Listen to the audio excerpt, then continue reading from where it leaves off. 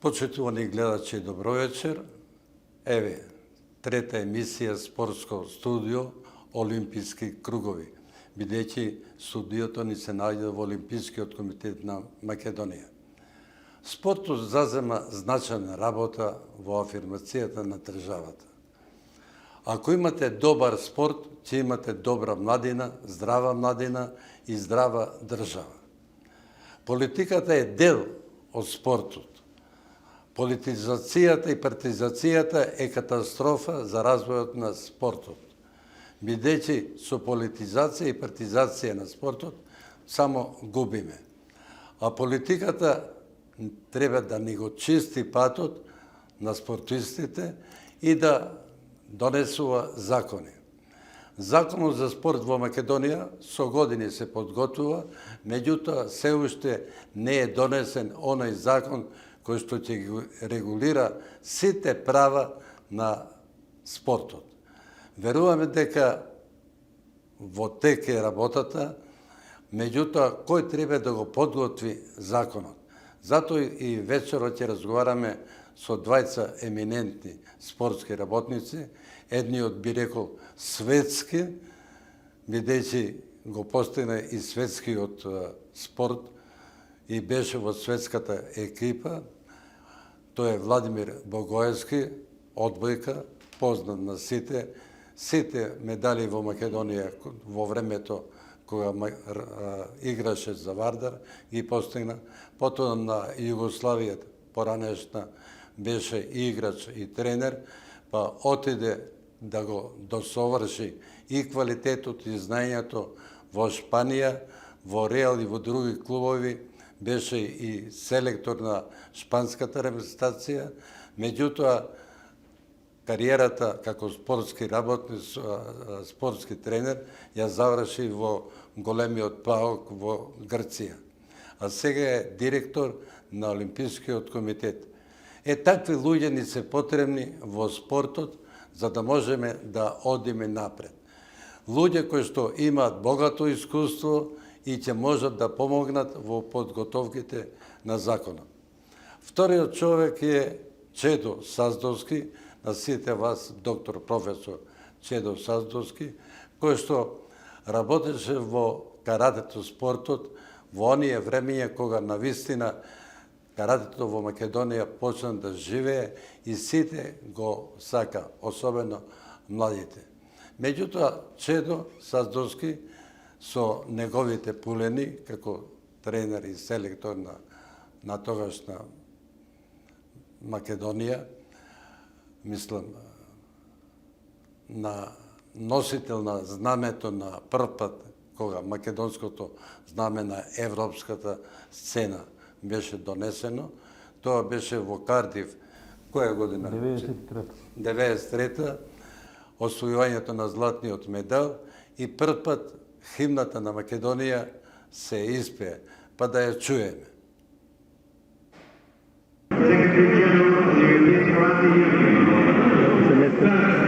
Champion of Europe, Bogdanovic.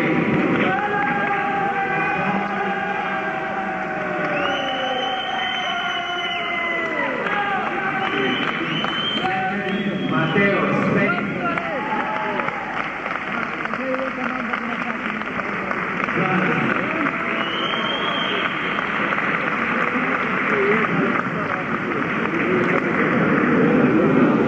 We all stand up now for the national anthem, please.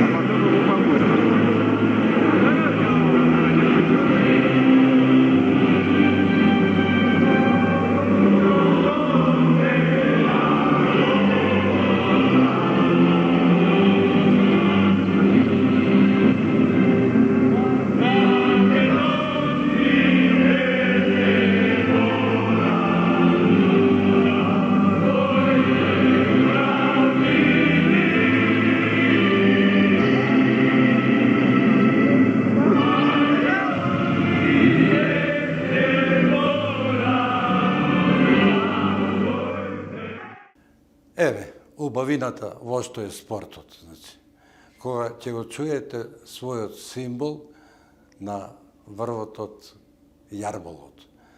Тоа се делови од спортот. Меѓутоа, на светската сцена, знаменосец, прв пат македонското знаме, го понесе Владимир Богоевски во Аталанта, бидејќи во Барселона настапивме на Олимпијадата, меѓутоа настапивме под символите на Меѓународниот олимписки комитет. А во Аталанта господинот Богоевски беше знаменосец и како ние се радувавме кога го видовме македонското знаме на светската спортска сцена.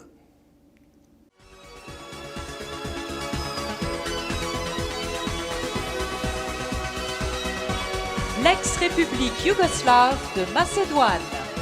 The former Yugoslav Republic of Macedonia.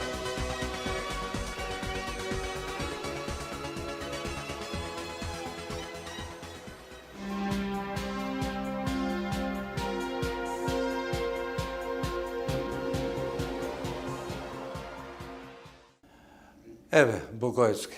Ова беше само како пред игра, би рекол, на она игра што ја одигравте вие во спортот, на која што сме сите горди во Македонија и пошироко, и тоа знаење треба да се пренесе на младите.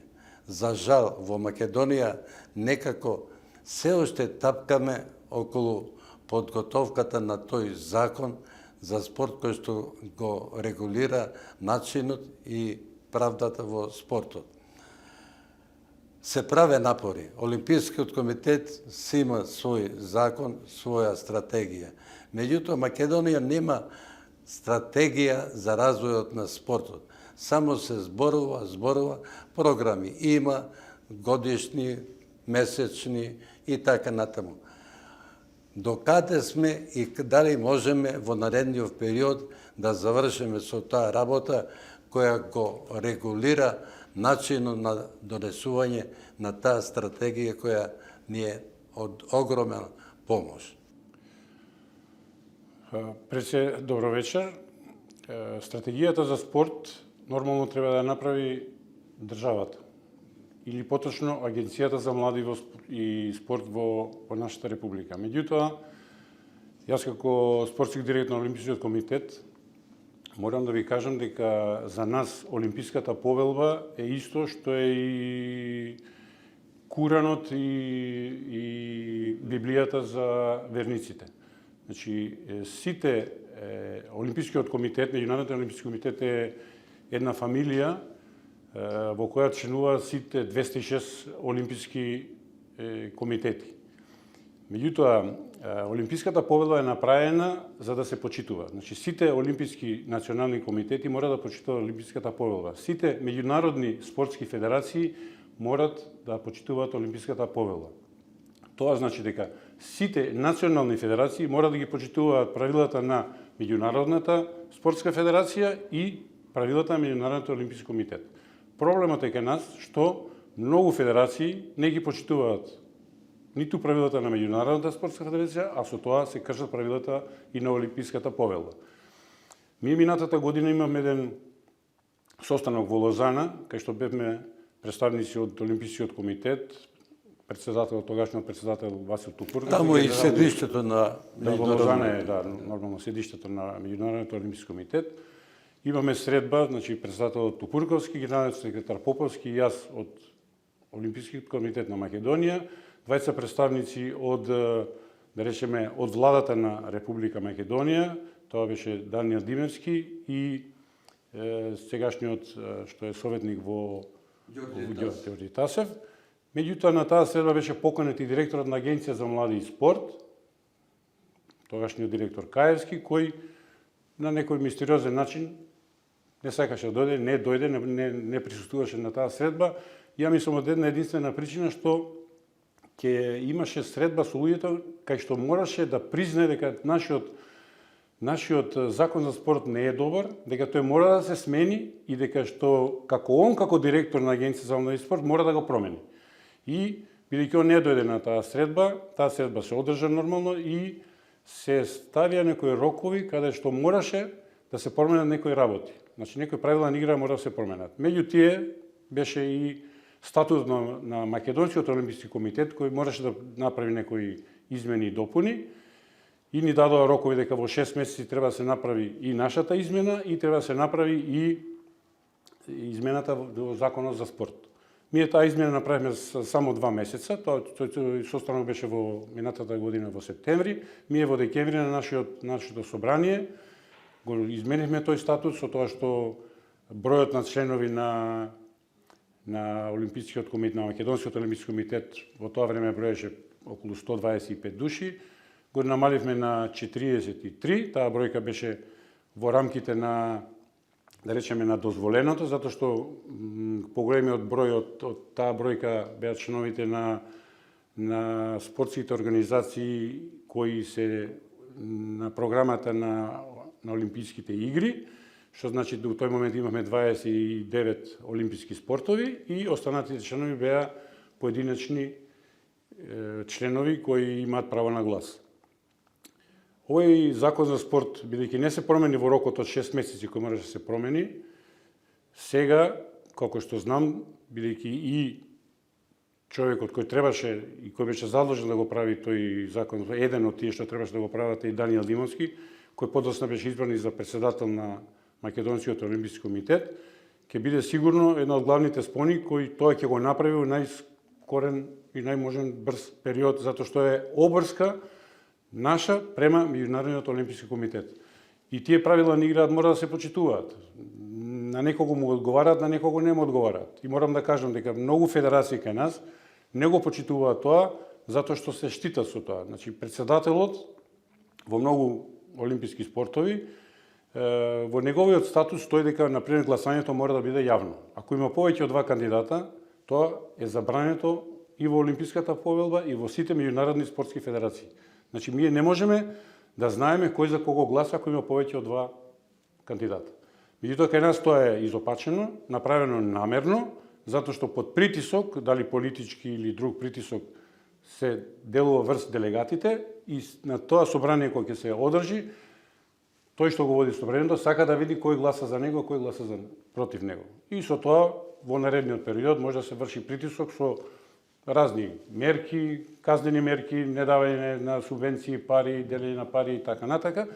И тоа е еден од проблемите кои кај нас се актуелни, меѓутоа не би смеле така нешто да постојат. Такви правила на игра има и многу други кои треба да се сменат и затоа е даден тој рок да тоа да се промени. Наскоро треба да одржите вонредно собрание Олимпискиот комитет, каде што треба да се направат тие измени на статутот на Олимпискиот комитет. Верувам тоа брзо ќе се организира. Ние имавме на 28 изборно собрание, кога избран новиот председател, меѓутоа си дадовме рок дека во декември, до крај на годината, ќе направиме уште едно собрание со тоа што ќе биде промена на статутот. Тоа значи дека во овие 2 месеца на сите федерации и на сите луѓе кои се во спортот им е дадена можност да учествуваат во таа промена на статутот. Тоа што значи дека секој може да предложи и ако тој предлог е добар, тој иде на управен одбор, управениот одбор го прифаќа и го дава на собранието. Собранието мора да го прифати и тоа е фактички тие промени кои ќе се прифатат во новиот статут и тој статут се оверува нормално од представниците или делегатите на тоа собрание, тој се преведува и се носи во Лозана и се заверува во Лозана. И тогаш они ни кажуваат дали е тоа важечки или неважечки. Меѓутоа, сепак во секогаш ме зборуваме дека таа аутономија и независност секогаш постои, дека они имаат и толеранции у зависност од приликите во државата и приликите во спортот во државата, дека толерираат дека тие закони што се прават и кои треба да бидат на територија на таа држава, дека не се секаде исти. Така да ние ќе направиме закон за спорт кој ќе одговара на ситуацијата, во дадената ситуација на македонскиот спорт во, да речеме, во 2020 година, што ќе значи или што ќе бидат важечки во наредниот период. Еве, вие сте директор реков, на Олимпискиот комитет.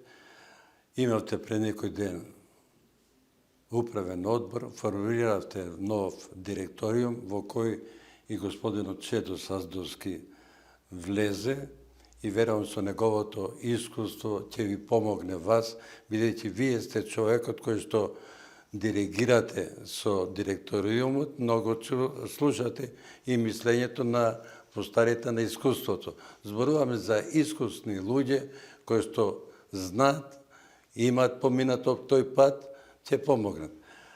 Саздовски, го чувте директорот на Олимпискиот комитет околу овие промени што тебе да ги направиме, а вие бевте и пратеник во собранието на Македонија, каде што законот мора да помине низ собранието, меѓутоа да помине онака како што треба да биде во улога првото на самите спортисти и на љубителите на спортот. Не само да го донесеме и да го подготви човек кој што нема врска со спортот и да имаме повторно проблеми во спортот како и досега. Најнапред, добро вечер, ќе ми дозволите да искажам една голема благодарност на досегашниот председател Васил Тупурковски и тимот околу него за изминативе години, кој успеа да ги надмине, да ги совлада и да ги прогресира во позитивна насока сите премреженија и турбуленции кои што се случува во нашето општество во изминативе 30 години. Во тоа име се надевам дека ново избраниот председател господинот Дименски Даниел, познавајќи го и лично, дека ќе окористи искуството на господинот Тупурковски, искуството на Владо Богоевски, на сите спортски работници во насока на наше идно сплотување и давање можност пред се поголема на стручните кадри за да произведеме многу поквалитетни спортисти.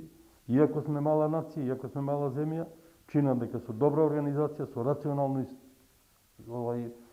искористени средства, дека можеме да доеме до врвот и на Олимписките игри и да освајаме медали.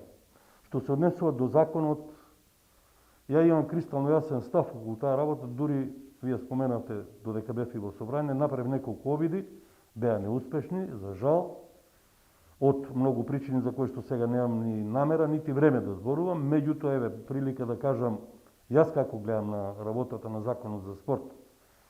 Во изминатите неколку години Законот за спорт е менуван повеќе од 15 пати.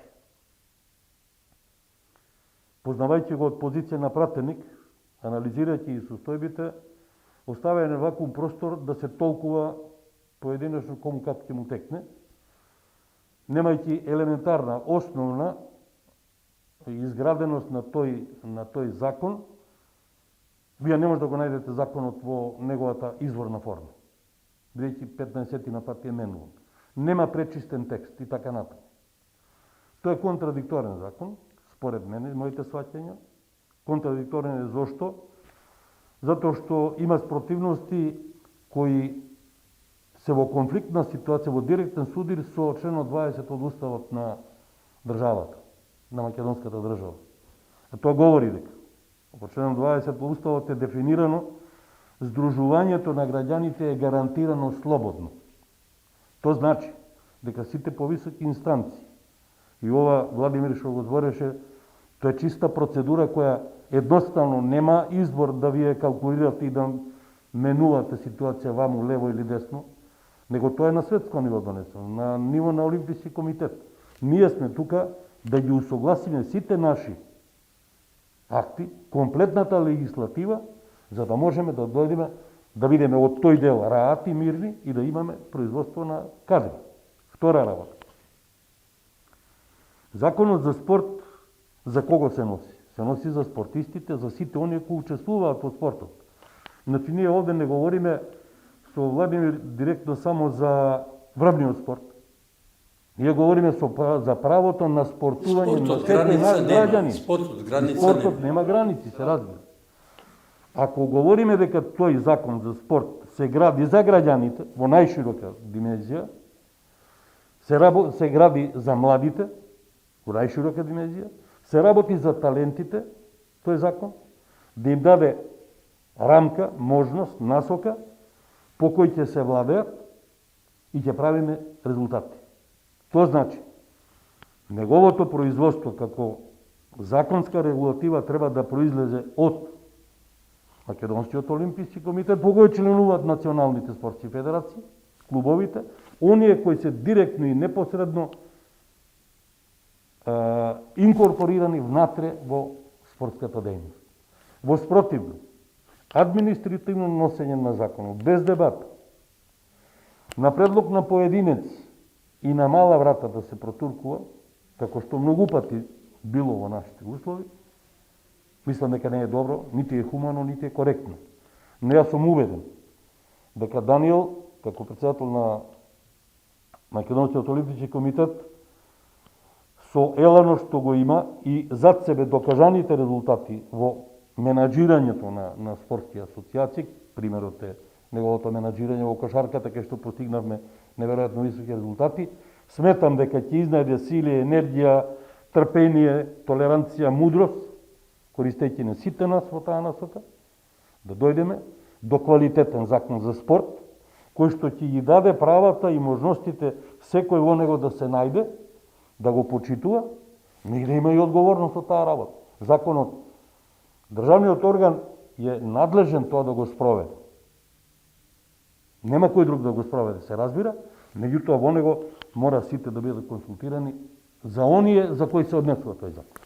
Меѓутоа, да се вратиме на искуството. Рековме, Даниел, новиот председател, му посакуваме големи успеси да го постигне оно што господинот Топурковски го работеше во времето кога сите бевме ангажирани, но за жал едно време никој во Македонија не сакаше да финансира во спортот. Но да го слушнеме искуството. Владо Богоевски има богато искуство. Го спомнав.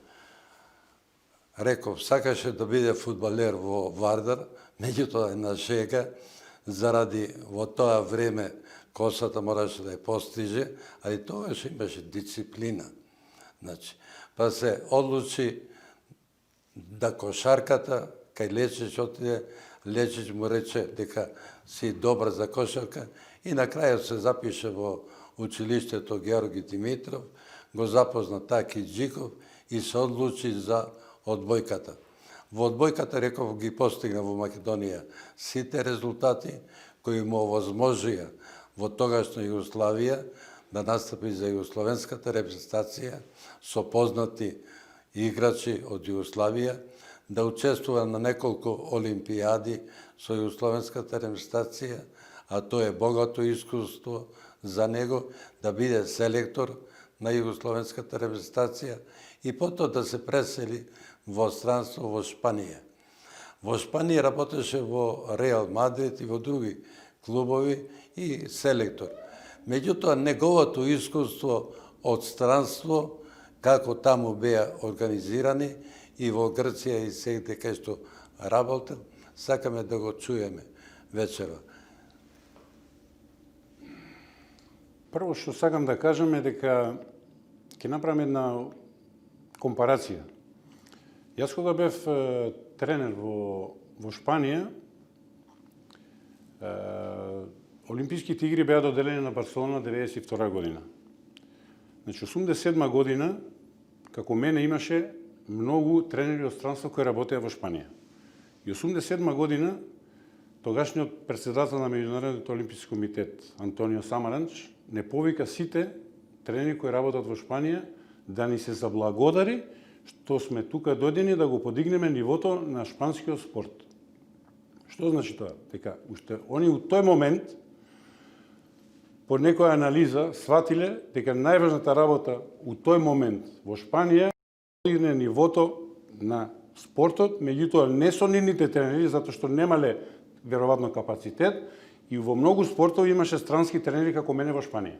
За Самаранч можам само најубавите зборови да ги кажа, бидејќи многу сакаше Македонија, доаѓаше честопати со господин Васил Топурковски, предлагаше и финансираше, сакаше да финансира на изградба на спортски објекти, да спомнеме Сарај, но за жал не го свативме ние улогата на председател на Олимписки комитет дека е светења во спортот и нормално. Сите ќе работат онака како што ние како балканци знаеме да ги тераме. Морам да кажам дека Антонио Самаранч беше неверојатен пријател на македонскиот спорт.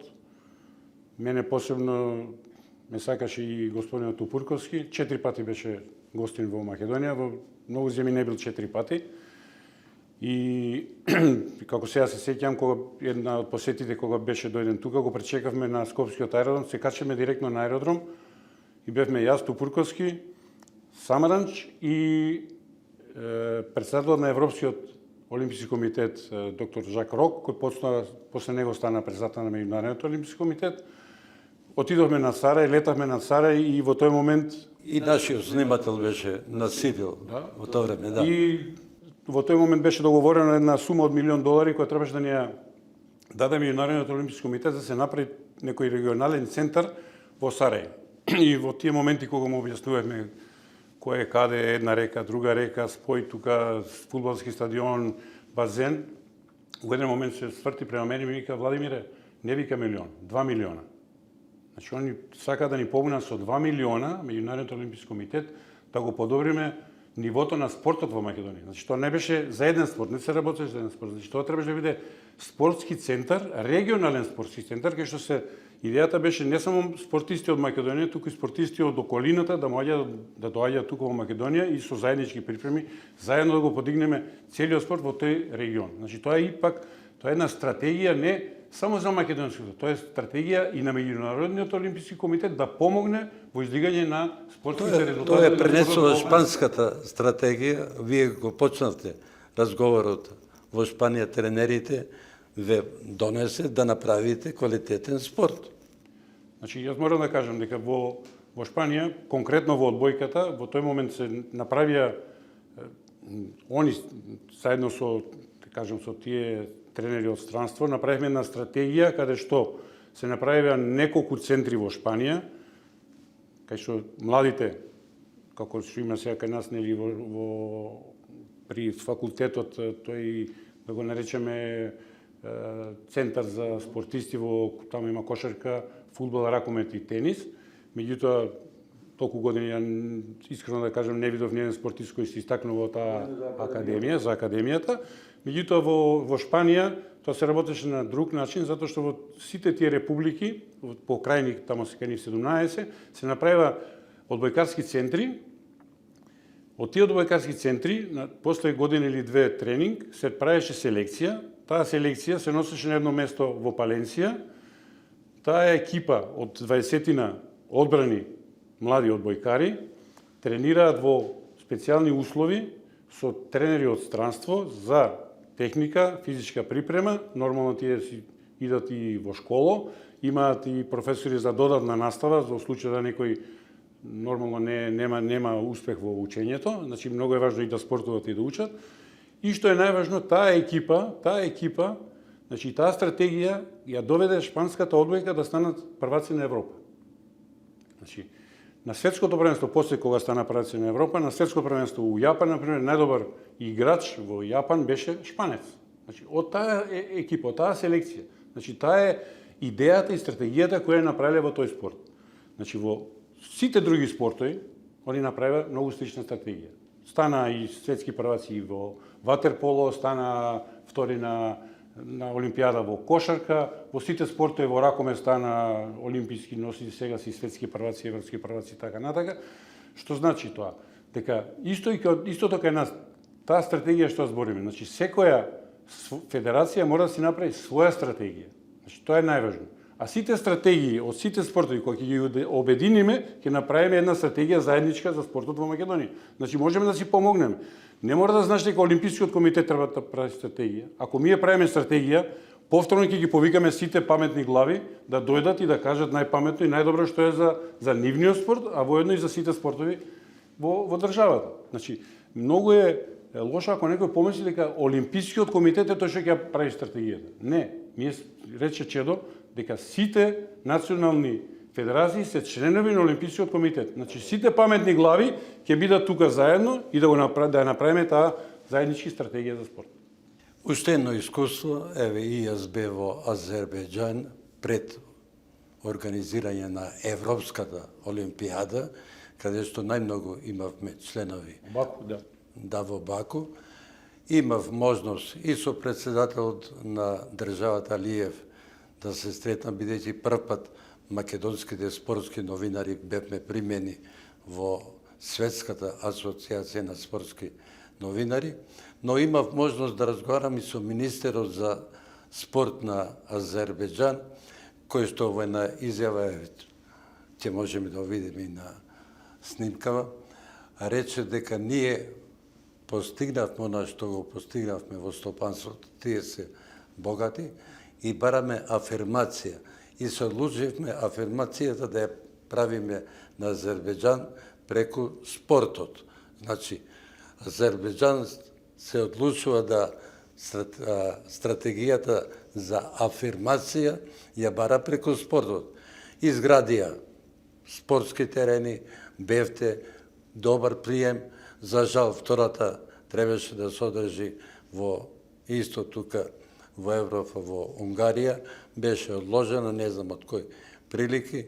Тоа е зближување на искуствата. Не може на искуство човек да зборува прв пат, седнува на стол, во фотелја и да раскажува на 23 години, да речеме искусен. Вашето искуство и на Чедо Саздовски се многу богати. Ова што треба да опренесете. Еве, Азербејџан. Јас ќе ви кажам друг пример. Далечната 76-та година бевме на една турнеја во Кина. И после надпреварите бевме седнати со кинезите, меѓутоа имаше гости и од други спортови. И случајно до мене беше седнат 3 пати светски шампион во пинг-понг. И во муавет кога си правевме, нормално со преведувач, го запрашав што работи сега, после неговата кариера. И он вика, мене ми е дадена најголемата чест што може да му се даде на еден спортист. И сега јас си викам, овој сигурно нешто му даде, некоја титула, нешто. Не вика, мене ми дадо да работам со млади деца. Значи, најдобриот у свет работи со младите. Значи, тој што знае највише, тој ги учи младите. Значи, тој е човек што може неговото знаење и искуство да го пренесе на помладите. Значи, нашата грешка во држава е што скоро сите советници во сите сфери на нашето постоење се прво занимање му е советник. На 24-5 години станува советник. Ја не знам дека у свет советник пред 60 години може да биде советник. Значи, ти не можеш да советуваш некого ако немаш позади тебе големо искуство. Значи, тоа истото е во спортот. Значи, најдобрите и спортистите кои ќе завршат својата кариера, треба да ги обучиме да станат тренери, значи да ги обучиме не со тоа што он го научи само како спортист, него да го обучиме и начинот како тоа што го знае да го пренесе на помладите. Како да обучува други. Така е. Значи, методологија на спортски тренинг. Значи, како елементот да го пренесе на другиот. Значи, тука е нашата грешка. Со ние, кога ќе заврши некој кариера, веднаш го правиме да биде и тренер. Значи, не можеш, ти можеш да... У Шпанија ќе ви кажам, фудбал има тие си европски и светски прваци. Меѓутоа, ниеден од нив, после неговата кариера, не станал тренер. Не може да биде тренер. Не му дозволува да биде тренер. Мора да помине школа, да добие сертификат, да работи со млади и после да стане тренер во голема екипа. Значи, тоа е патот неминовен, кој мора да го помине. Значи, во спортот има скалила, за да дойдеш од најниско до највисоко. Тоа се нашите грешки кои ги правиме. Тоа се почетнички грешки, меѓутоа во кои што страдаат сите. Значи, ми имаме тренери без сертификати кои ги прават инвалиди нашите деца. Значи, не смееме да дозволиме.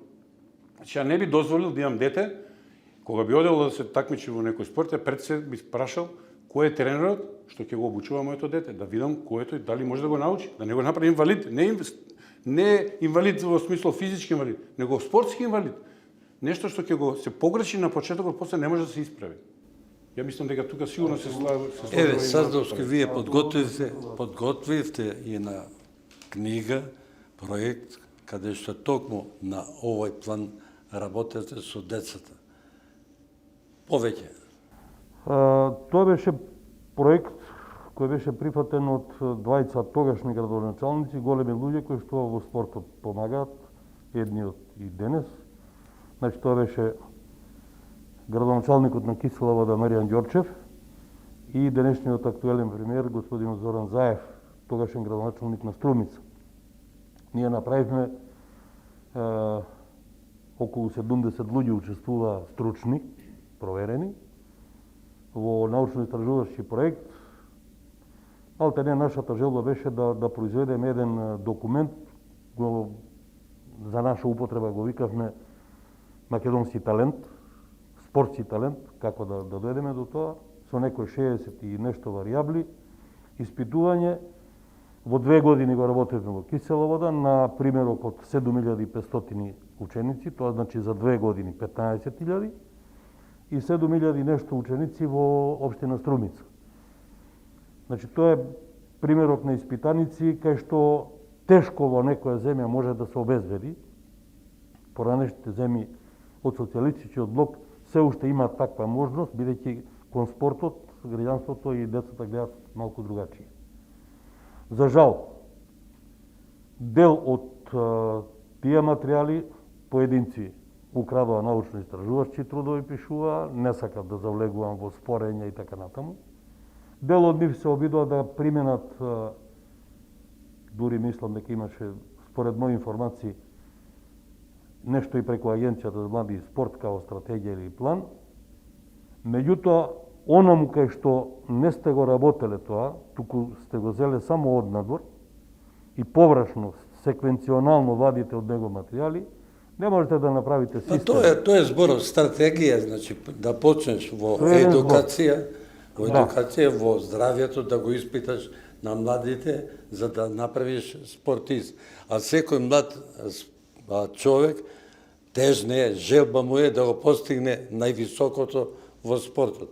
Највисокото во спортот е олимпијадите и олимпискиот медал. Меѓутоа да чуеме... За жал, ние не инвестираме во рана селекција. Од научен агол гледано.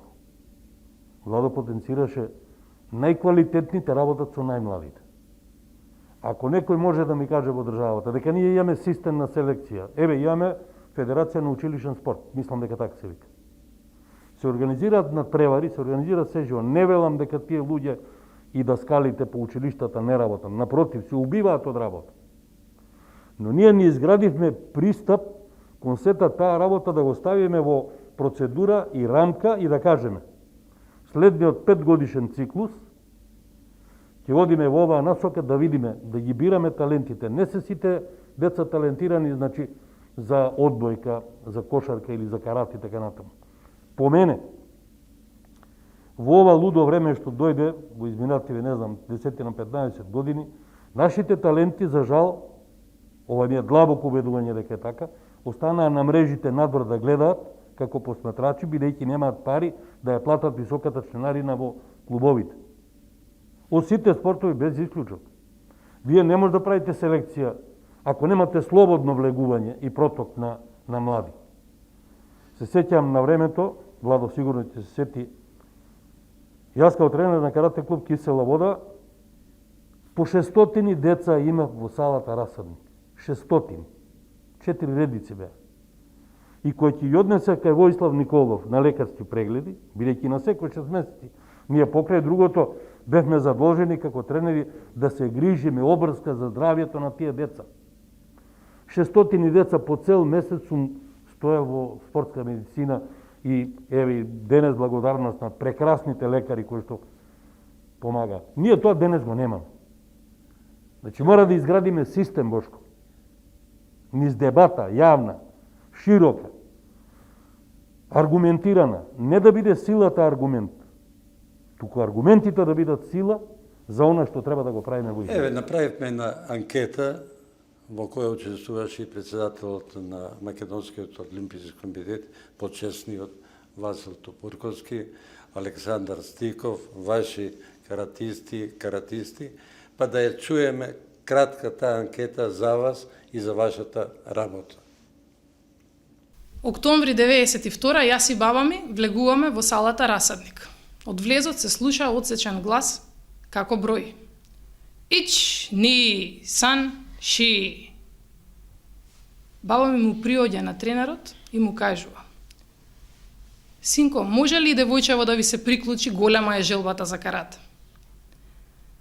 Тогаш го запознав мојот тренер и водич низ животот, професорот Чедомир Саздовски, кој со собраните веги и мустаки беше и педагог, и тренер, и татко на преку 200 деца во салата Расадник во моментот. Поголемата соработка, наспроти очигледните, би рекол, недоразбирања и на штета на двата стила, и на Шотокан и на Вадарију, не овозможија уште поизразит напредок, бидејќи можеше да се искористи и Чедо Саздовски како човек кој припагаше на вториот стил на Вадарију, меѓутоа и тоа колку беше присутен и клучен во одредени етапи и периоди на карате спортот кај нас, а тука секако и Бранко Радовадовиќ и не многу други кои што исто така знае и да покренат иницијативи или да обезбедат успешни активности на своите клубови, на своите членови и на ниво евентуално малку по-изразито и на ниво на државниот карате сојуз. Ќе говориме за еден персоналитет, за професор доктор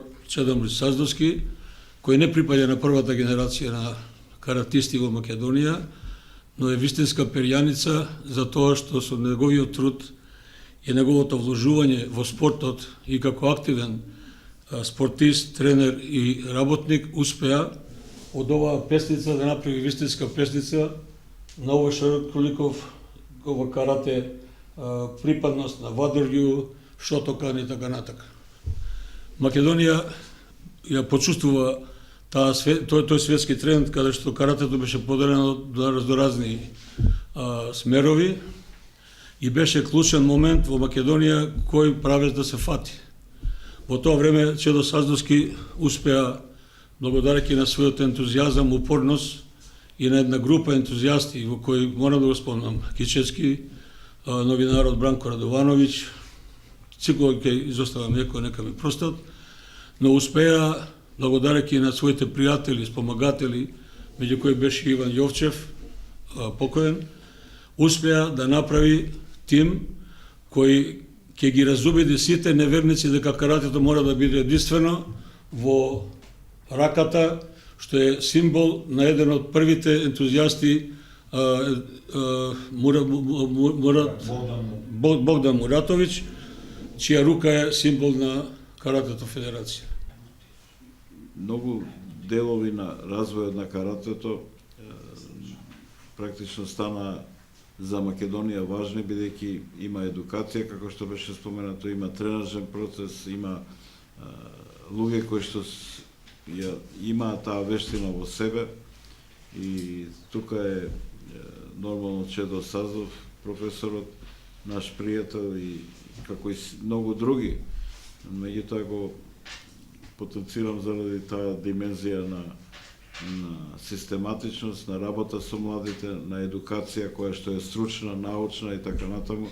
И тоа е важно за било кој друг спорт и ги даде своите резултати во каратето. Така да тие заслуги на луѓе кои што не ги споменуваме секој ден, но бидејќи ние за спортот зборуваме секој ден од сабаре до вечер, тие луѓе не се вечито присутни и ќе ни останат вечито присутни. Во Олимпиското движење македонско младо од 92-93 година веднаш ги имавме, за жал, неколку карате федерации, бидејќи поделбата на карате стиловите и во карате федерации како светски тренд се одрази и тука во Македонија, но бидејќи се тие здруженија на граѓани и равноправни со Македонскиот олимписки комитет, не сме преземале акции за било како делување или действување врз нив или во нивната политика. Тие тоа го имаат суверено сопствено право.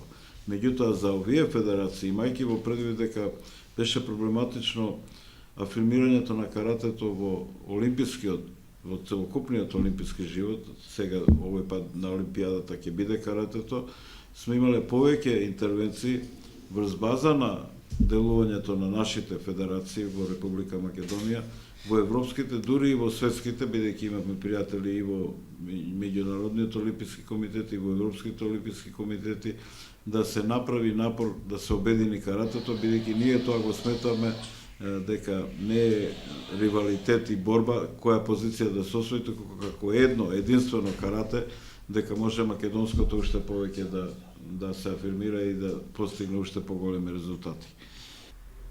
Јас се такмичев со многу врвни спортисти, тука Мирчо Пеловски, Димче Кичевски, Назим Куртовиќ, Живко Тасевски, исто можам да спомнам од Чедомир Саздовски, беше еден од најдобрите каратисти во поранешна Македонија и Југославија. Имаше и други каратисти, се разбира, кои што се дружевме и што беше најважно, креиравме едно пријателство кој што и ден денес остана трајно. Еве, ја чувме анкетата, меѓутоа Чедо начна нешто. Младите. Олимпискиот комитет на Македонија имаше на традиција олимписки игри, каде што во тие олимписки игри ги почнал и првите чекори Владо Богоевски. Јас се сеќам како новинар, ние во Весникот вечер имавме подлисток, ги следевме тие сите олимписки игри. Верувајте дека тиражот на вечер беше зголемен скоро 2 пати, 3 пати, затоа што родителите се интересира, затоа што фотографите на тие од олимписки игри, резултатите им дава повод и доверба дека има луѓе кои што се грижат за своите деца. Желбата на ново раководство, да кажем, на Македонскиот олимписки комитет е да ги обнови тие олимписки игри, се школски олимписки игри, и можам да кажам дека од наше време, од мој на Чедо време, многу спортисти кои беа учесници на тие младински олимписки игри станаа после врвни спортисти.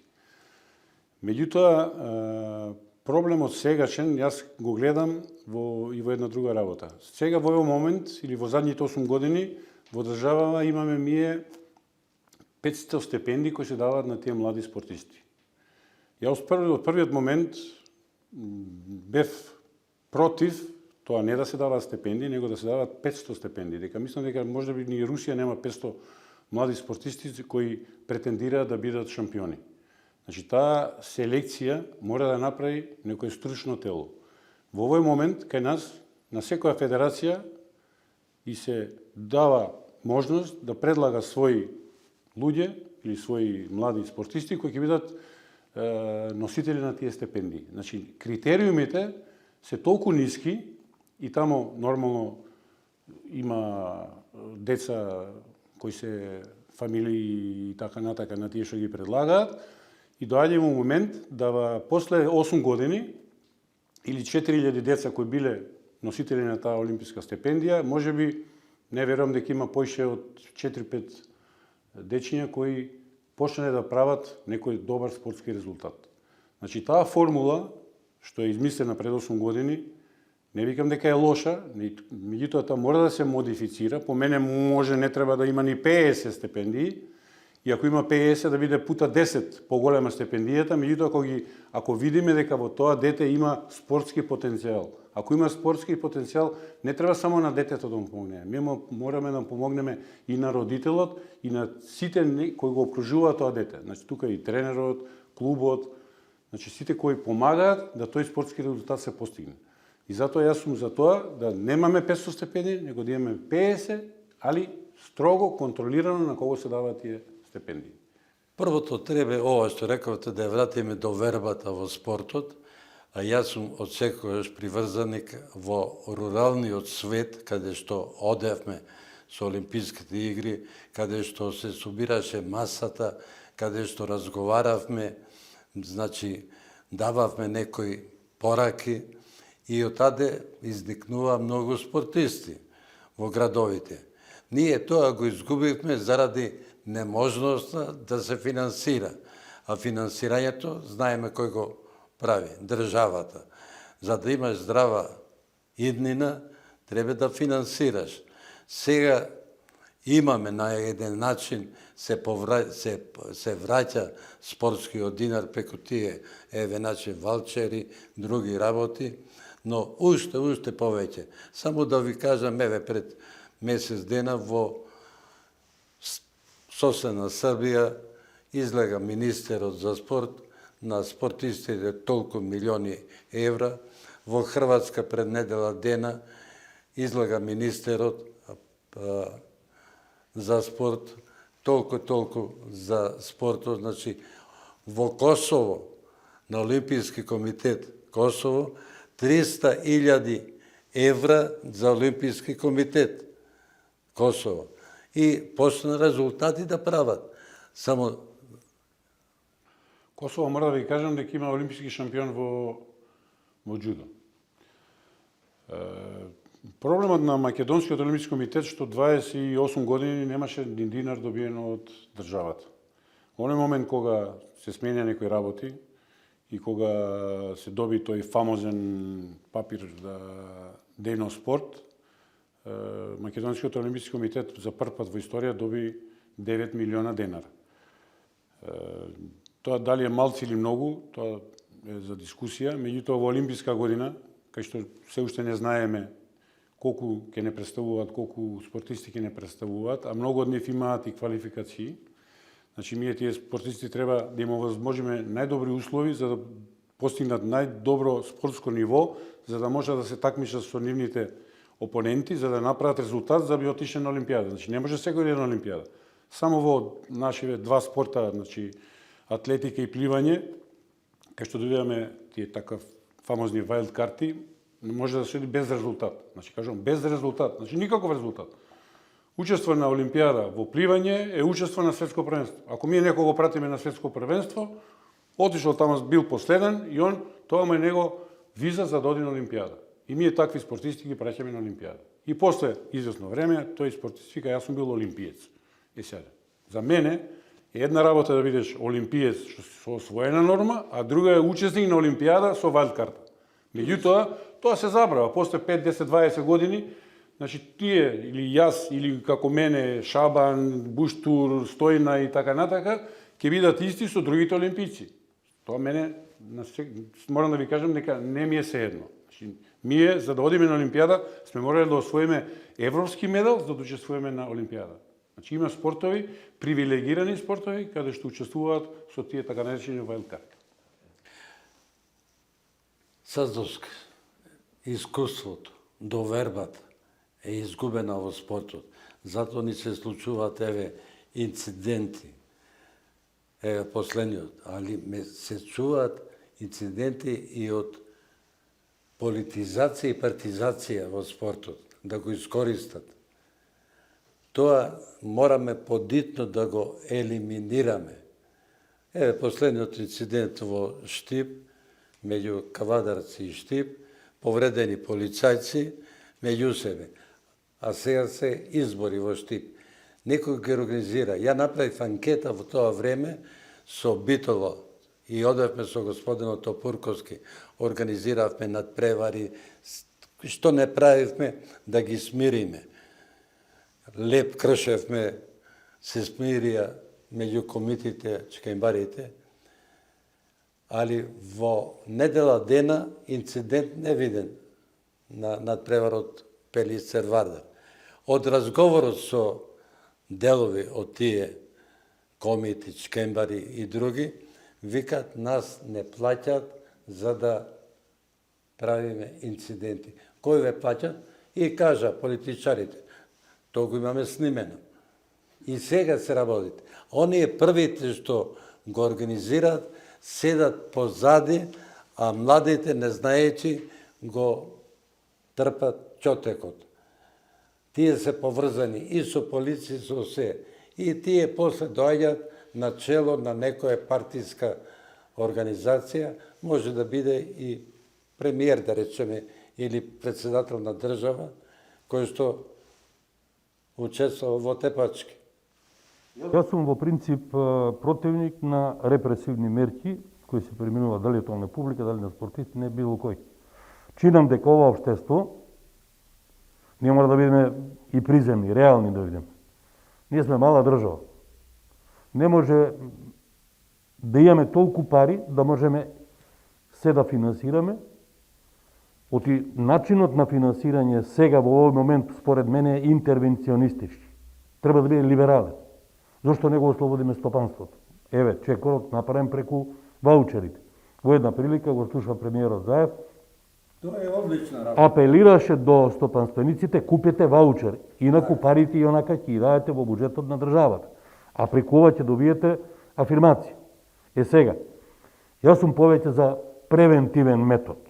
Она што и Владо го зборуваш, ние зборуваме веќе повеќе минути, да речам, на таа тема од раната селекција, од педагозите и стручните лица. Таму се гради односот. Превентивно треба да се действува.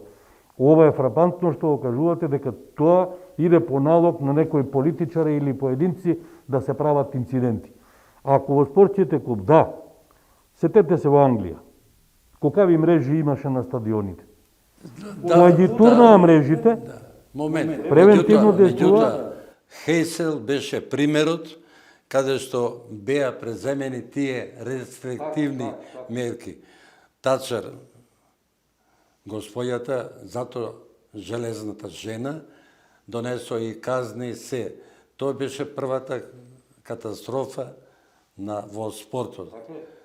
Хейсел. Можеме и да погледаме инциденти.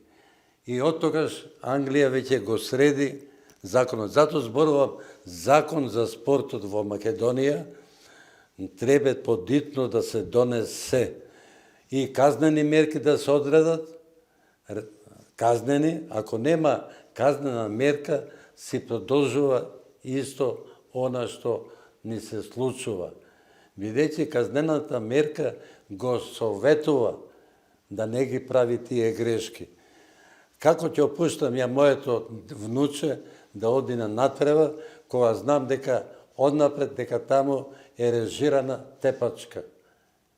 Во тоа е разговорот, во тоа е и начинот сега олимписките мали игри да ги вратиме. Ние организиравме асоциација на спортски новинари, беше присутен господинот Владимир, бевте поканети и вие. Благодарам пак на премиерот на Македонија и тој дојде, учествуваше. Беа спортските новинари од Југоисточна Европа, беше генералниот секретар на светската, генералниот секретар на европската, каде што се договаравме, бидејќи спортскиот новинар мора да го пренесе на позитивното од спорте и да реагира на негативностите, а не по секој начин само позитивно, а да ги забораваме негативностите. Ова чето што го спомне многу важно, што во Англија видовме дека најголемите хулигани праве најголем проблем. Оној момент кога ги тргнаа мрежите, им рекоа, ние без мрежи ќе имаме фудбал, меѓутоа со 27 камери. Значи, секоја камера го идентификува тој што го направил инцидентот. Превенција зборате. Така е, Во таа насока. точно, се слагам со тебе дека превенцијата е многу важна. Кога ќе се види кој го направил инцидентот, се казнува подхитно, тие одма го носат у затвор. Нема тука што, одма на судија. На судија му се десува мерка, па после тој пријател негов нека види, ако он сака да го направи, да го повтори тоа истото, може да го повтори, али знае што му следува. Во некои земји веќе воведува и јавниот обвинител и судија, истражниот, на лице на надпревар. Веднаш, така е. Да. Во тоа беше разговоров и вечерашен, а ќе разговараме и понатака за спортот, на кој начин да ја вратиме довербата во спортот, институција која што може најмногу да помогне, тоа е Олимпискиот комитет во Македонија. За жал, собранието, видовме кои луѓе сака да го растурат и собранието на Македонија, на Олимпискиот комитет. Значи, со такви спортски работници кои што значат во спортот, водечки се, а како крлежи цел живот го минуваат спортот само за лични интереси. Мораме да рачистиме и мораме да бидеме како вас отворени према секој. Значи, Бошко, ја морам да те прекинам, знаеш зашто? Затоа што Олимпискиот комитет може да даде насоки за ова што го зборуваме. Меѓутоа, секоја федерација која има и која врши надпревари, значи систем на надпревари, секоја организација мора, која што го кажуваме, да го превземе, превентива да направи во својата организација. Значи, ако имаме настан во бокс, во фудбал, во нешто, значи организацијата на самиот надпревар, значи мора да мисли дека ова што го зборуваме дека може да се случи. Затоа имаме и полицајци, и обезбедување и така натака. Значи не смеме да дозволиме такво нешто. Превенцијата е поважна. Значи не треба да се случи тоа. Ако се случи, тогаш вие ќе викаме ќе биде казнет. Значи нема, казната е многу мала ако имаме смртен случај. Тоа е глупост. Не треба да размислуваме на така. Па тоа беше зборот. Затоа малите олимписки игри, ние таму и предавање државме за однесувањето. Уште од мали да ги научиме како да се однесуваат. Деца. И внесувањето на искуството, реков, не може да држи говор или збор човек кој што прв пат гледа терен. За други работи го бива. Прв млад, кога младоста и искуството или искуството и младоста се спојат, тогаш не избегнуваат резултатите. Значи, искуството носи насока, а младиот е тој што треба да ја реализира. Бошко, јас ќе ти кажам нешто. Значи, спортот е многу поучен. Значи, ние сме били, ја и Чедо сме били спортисти, меѓутоа сме научили да победуваме, сме научили да губиме. Значи, треба да биде човекот голем и кога добива и кога губи. На последното собрание ти сам виде дека една група го напушти собранието. Значи го напуштија кукавички, значи не сакаат да се конфронтираат, не сакаат да изгодат, они видат дека по бројка се помалце од оние што ќе гласаат против нив, и они го напуштија собранието. Ама видовме и политизација. Тоа е фер плей на некој начин. Ама видовме и политизација од спортист на тоа собрание. Ќе ми дозволиш во прилог на ова што говориме, ние покрај редовниот образовен систем од државата, основни, средни училишта, градинки и така натаму, спортските клубови се исто така воспитно-образовна институција. Дали е така? Така е. Ако ние тоа го имаме, значи ние не почнуваме од базата.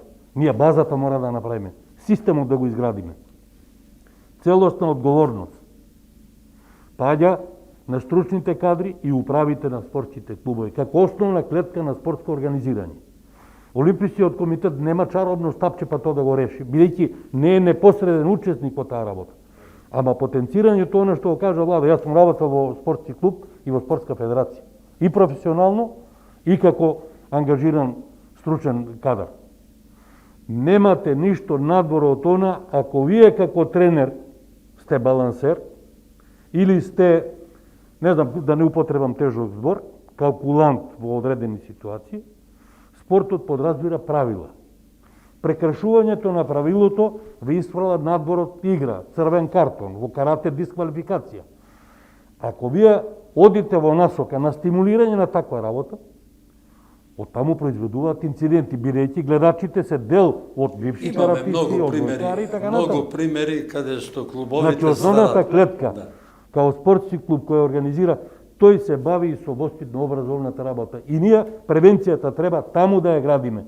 Ако вие на еден спортист од 8 години во период, а учествувале во купот многу во таа подготовка, го всадите ова, вие нема да имате конфликти. Имаме многу примери, да не ги спомнуваме, и то големи примери, каде што тие инциденти донесоа тешки последици на клубовите, кои што плаќаат пари, па не можат да ги исплатат во УЕФА или ФИФА или на друго место, па ги казнуваат и немаат право на учество. За да не се случи таа работа, Олимпискиот комитет има своја стратегија.